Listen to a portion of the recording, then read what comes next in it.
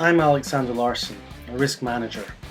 In this episode with Aarn, who's the founder and managing director of Value Maximizing Group, we discuss the important topic of what does value look like with regards to risk management? And what about the 5x5 matrix? There's a lot of discussions online about that, and a lot of it is negative. And finally, we look at, is risk management science or art?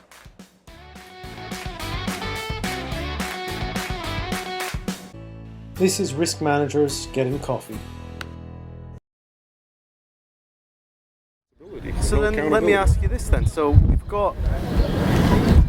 we've been doing now risk management for quite a while. A lot of companies have risk management in place. It's getting much more traction in education system, in businesses. But is it working, or is it adding value? If we look at the financial services industry, insurance, yes, those two areas, absolutely. Financial risk management. Work with actual numbers. Yeah, where you've got something, but they've also priced risk, yeah. Right? They know what they're looking at. I think it's not working in other places. I started looking at risk registers, because that is the manifestation of a risk management process, is the risk register. So you have the objective, then you have the risk assessment, then you have likelihood and consequence.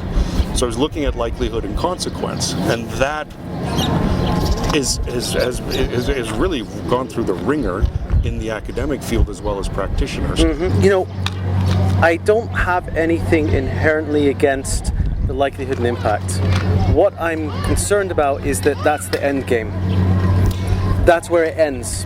In other words, it doesn't go anywhere from there. And that's where I have the problem. I think we need to be looking forward to how do we expand on that. And that's where the discussions are quite right on LinkedIn. That the likelihood impact has been around a long time. Has it added any value? In my opinion, in a lot of cases, it hasn't. It started us off.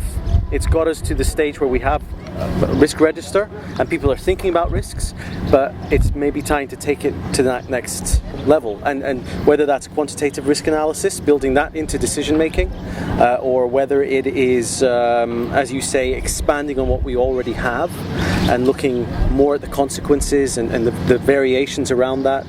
Unlike accounting, where it's debit and credit, you may have a rule on how to follow it. You have some variation, but fundamentally, that capitalizing something is different than using it as an OPEX expense. I've read a study that they had done in Sweden, one independent power company with 3 installations. They brought in 3 different consultants to do a risk assessment, and they all came up with different risks. Different everything, and it's like, okay, the variability is good because then it causes people to question. Yeah.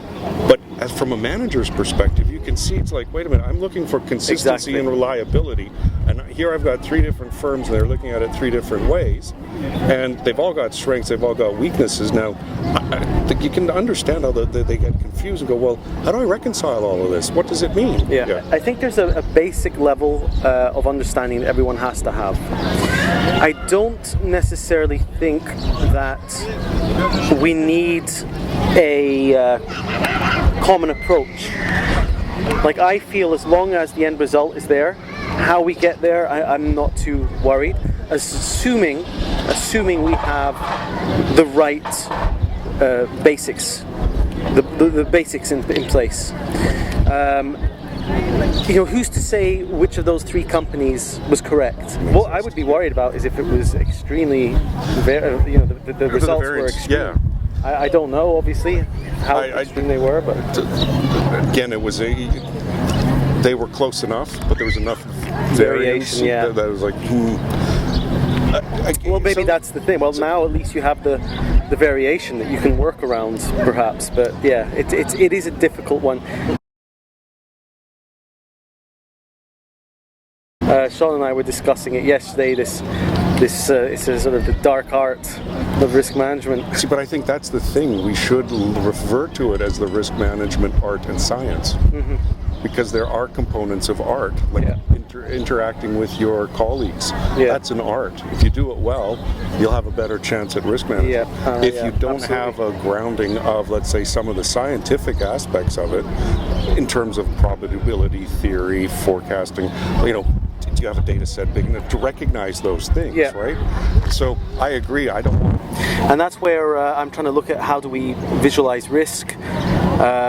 Some people do like detail, and they might like bow ties, for example. Others might like seeing just the sum or the end result value of your quantitative risk analysis. Others might want to see more detail behind it. And then there's a friend of mine, Nico, who works for Transport for London. He does this. He uses something called Sharp Cloud. It's a software. It's not a risk software, but he's developed risk around it to visualize risk and to actually interact with it live. So he can run workshops with top management. Click on something and it will expand into more detail. You can add videos, you can add PDFs or anything to get even further detail. It links to objectives, it links to this and that. You can go into more detail around the causes. There's even a 3D view, which probably doesn't add too much value other than it gets people excited. Yeah, exactly. And then wanting to dig deeper. Sounds good. Okay, look, thank you. Hey, you're most welcome, Alex. This is really nice. Yeah, enjoyed that. This is Risk Managers Getting Coffee. Good for the risk manager. Sorry, I think we're gonna have to stop. We've got a train passing by.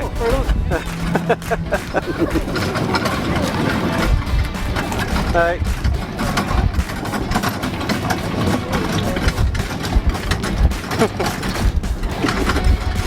Intermission. Yeah, only matter.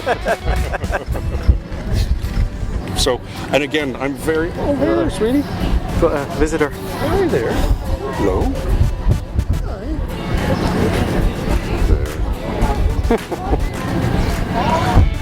Machine stuff like that, as we were talking about. I think there is a basic.